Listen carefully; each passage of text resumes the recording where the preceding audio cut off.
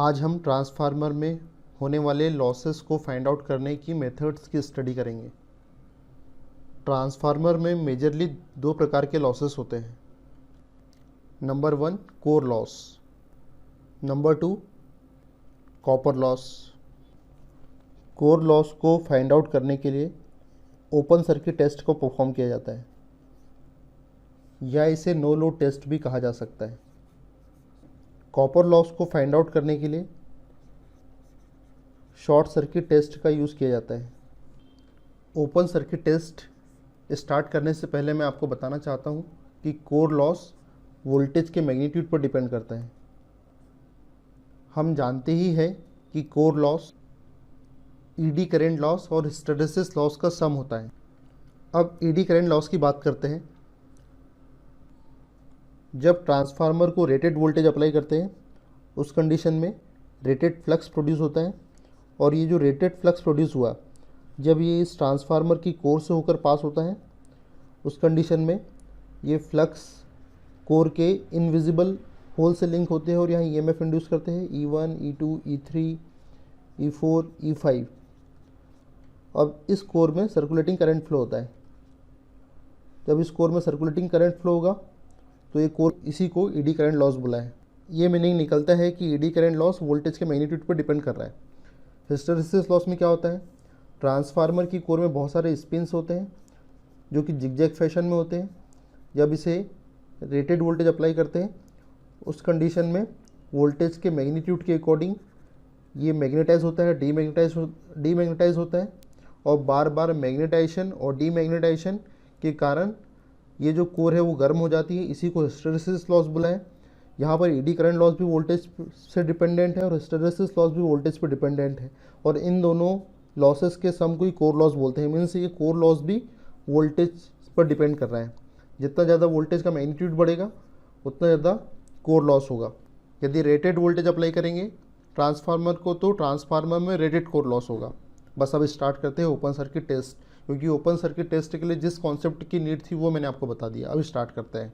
Open circuit test transformer में होने वाले कोर लॉस को फाइंड आउट करने के लिए परफॉर्म किया जाता है। जैसे कि इस टेस्ट का नाम ओपन सर्किट टेस्ट है, मीन्स ट्रांसफार्मर की जो सेकेंडरी वाइंडिंग है वो ओपन सर्किट रहेगी।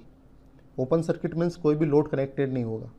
यहाँ कोई लोड कनेक्टेड नहीं है, इसलिए इसे नो लोड टेस्ट भी कहा जा सकता है। और हम जानते हैं कि ओपन सर्किट टेस्ट ट्रांसफार्मर के कोर लॉस को फाइंड आउट करने के लिए परफॉर्म कर रहे हैं, और कोर लॉस वोल्टेज के मैग्नीट्यूड पर डिपेंड करता है। इसलिए इस टेस्ट को परफॉर्म करने के लिए रेटेड इनपुट वोल्टेज अप्लाई करते हैं। प्राइमरी साइड में है इसलिए V1 लिख दे रहा हूँ, V1 रेटेड, जिससे कि इस ट्रांसफार्मर के अंदर रेटेड कोर लॉस हो, और इस वाटमीटर की सहायता से हेल्प से हम इसे फाइंड आउट कर लेंगे। इस ओपन सर्किट टेस्ट में ट्रांसफार्मर की एक साइड को ओपन रखा है और दूसरे साइड में हमने रेटेड इनपुट वोल्टेज अप्लाई किया हुआ है।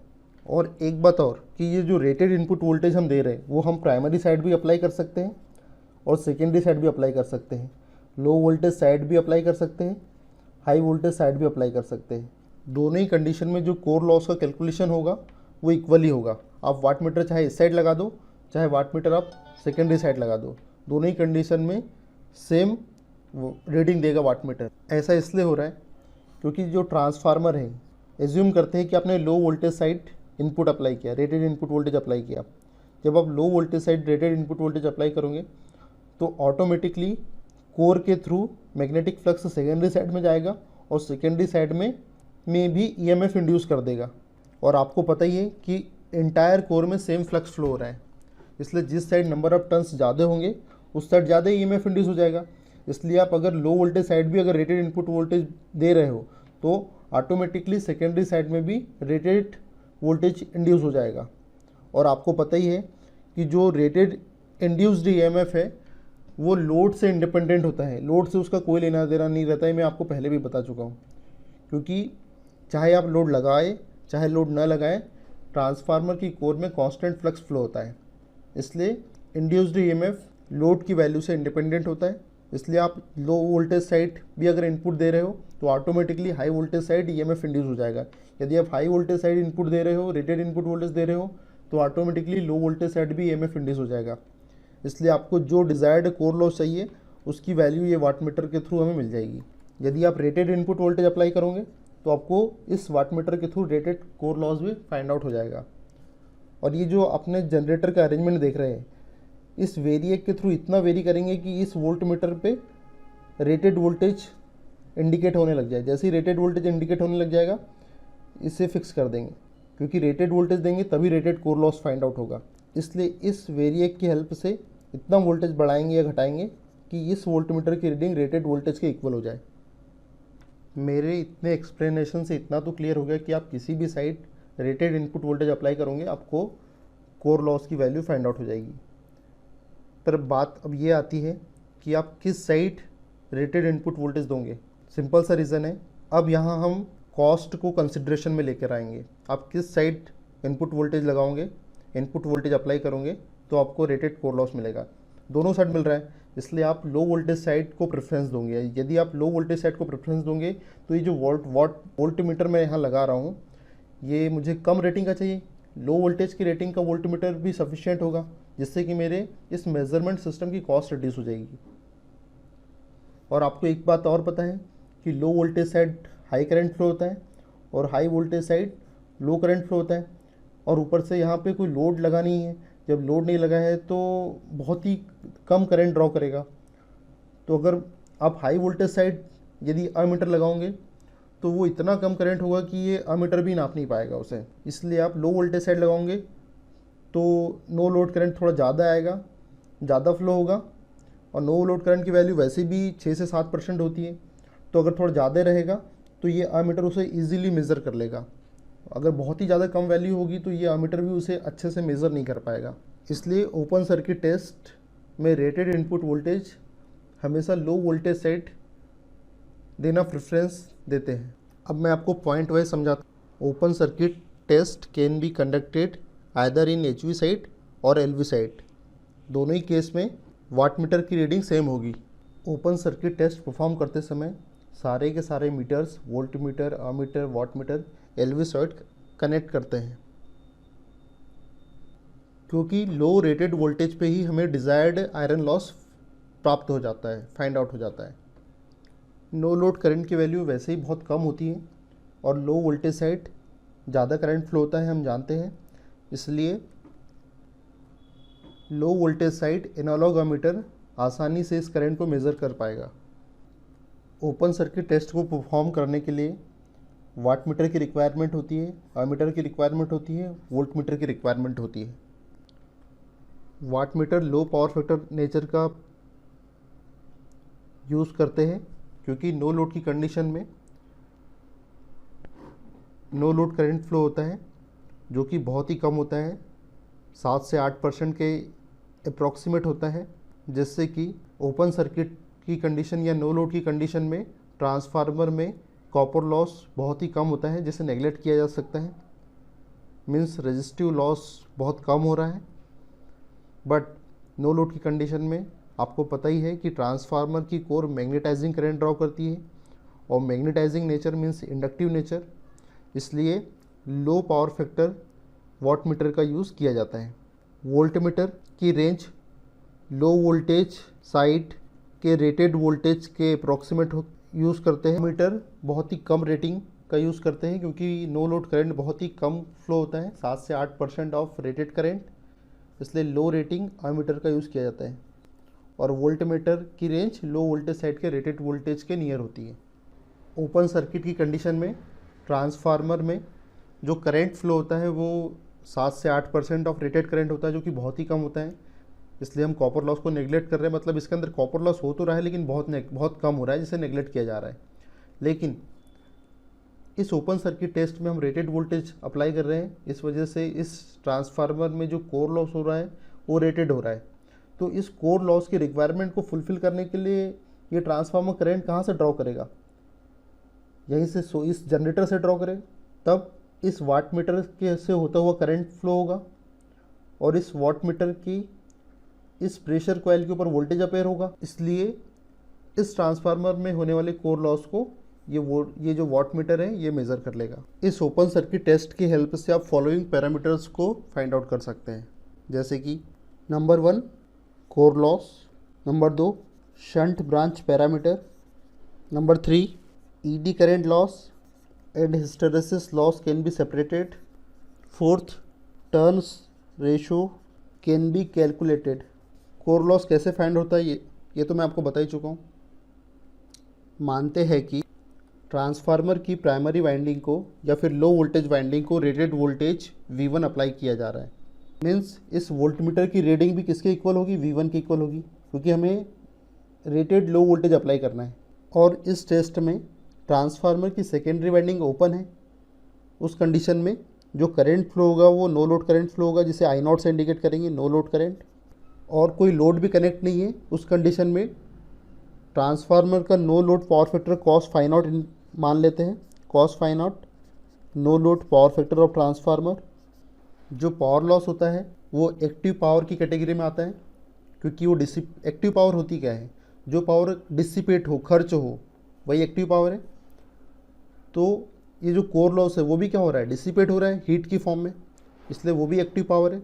इसलिए ट्रांसफार्मर कौन सी पावर मेज़र करेगा? एक्टिव पावर मेज़र करेगा। Active power voltage into current into power factor के प्रोडक्ट के इक्वल होती है।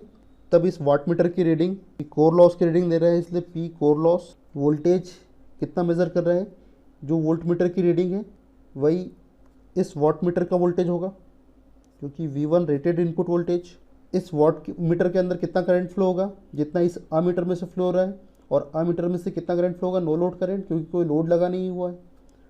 तो इसलिए करंट की वैल्यू कितनी हो जाएगी? I0 no load current. और पावर फैक्टर इस ट्रांसफार्मर का नो लोड की कंडीशन में cos phi नॉट, जो कि नो लोड पावर फैक्टर है।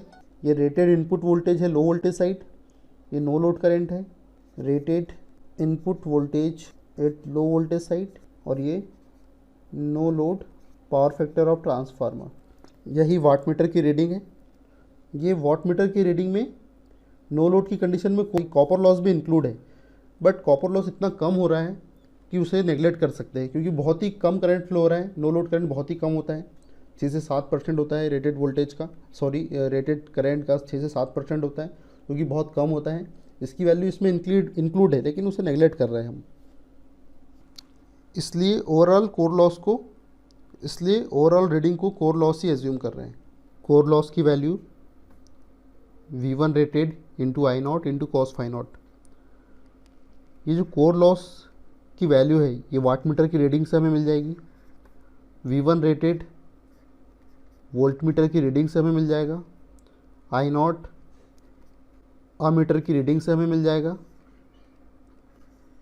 तब cos phi नॉट की वैल्यू अगर मुझे निकालना है तो बहुत इजीली निकल जाएगी। cos phi naught equal two wattmeter की जो भी रीडिंग आएगी अपॉन वोल्टमीटर की जो भी रीडिंग आएगी इंटू अमीटर की जो भी रीडिंग आएगी, उसे डिवाइड कर देंगे तो cos phi नॉट की वैल्यू आ जाएगी मेरे पास। Means cos phi naught equal cos phi naught की वैल्यू चाहिए तो V1 रेटेड और I0 को P कोर लॉस के नीचे कर दो, डिनोमीटर में ले जा लो।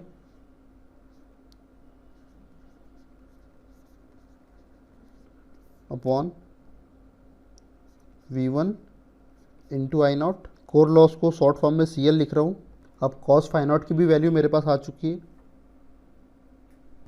जब मैं आपको प्रैक्टिकल ट्रांसफार्मर की नो लोड पर वर्किंग समझा रहा था, तब मैंने आपको बताया था कि ट्रांसफार्मर मैग्नेटाइजिंग करंट ड्रॉ करने के लिए सोर्स से करंट की डिमांड करती है, और कोर लॉस की डिमांड को फुलफिल करने के लिए करंट की डिमांड करती है। और इन दोनों करंट का कॉम्बिनेशन ही नो लोड करंट होता है। इन दोनों करंट को इस ब्रांच के थ्रू मैं एक्सप्लेन कर रहा हूँ आपको। ये मैं आपको पहले भी बता चुका हूँ। अगर आपको समझना है तो आप वापस उसी लेक्चर पर जाके देख सकते हो। मैं ओपन सर्किट टेस्ट समझाते समझाते इस बात का जिक्र इसलिए कर रहा हूँ क्योंकि इस IM की जो वैल्यू होती है वो होती है I0 साइन phi नॉट, और इस IW की वैल्यू होती है I0 cos phi नॉट। कैसे होती है जब मैं आपको फेजर डायग्राम पढ़ाऊंगा तब मैं आपको बताऊंगा कि वैल्यू कैसे है। cos phi नॉट, ये cos phi नॉट मेरे पास आ गया। इस कॉस फाई नॉट से फाई नॉट की वैल्यू आ सकती है। फाई नॉट इक्वल टू क्या हो जाएगा, ये कॉस इस साइड आ जाएगा, cos inverse core loss power upon V1 into I not, ऐसे फाई नॉट की वैल्यू आ जाएगी। और ये जो मैग्नेटाइजिंग करंट होता है इसकी वैल्यू होती है no load current into sine phi nought, और ये जो कोर लॉस करंट होता है इसकी वैल्यू होती है no load current into cos phi nought. जब ट्रांसफार्मर के फेजर डायग्राम की स्टडी करेंगे तब आपको क्लियर हो जाएगा कि आई एम की value I nought sine phi nought कैसे आई, आई डब्ल्यू की value I nought cos phi nought कैसे आई। अब आपके पास आई एम और आई डब्ल्यू की वैल्यू, और इन वैल्यूज़ की हेल्प से आपको आर डब्ल्यू और एक्स एम की वैल्यू फाइंड आउट करना है। बहुत ईजी है। आपके पास आर डब्ल्यू के अक्रॉस वोल्टेज कितना है, आर डब्ल्यू किसके पैरेलल है, इस V1 रेटेड वोल्टेज के पैरेलल है, तो इस आर डब्ल्यू के अक्रॉस वोल्टेज कितना होगा V1 रेटेड। एक्स एम इस V1 रेटेड के पैरेलल है, इसलिए इस एक्स एम के ऊपर कितना वोल्टेज होगा, V1 रेटेड होगा। तो ये तो बहुत ईजी हो गया।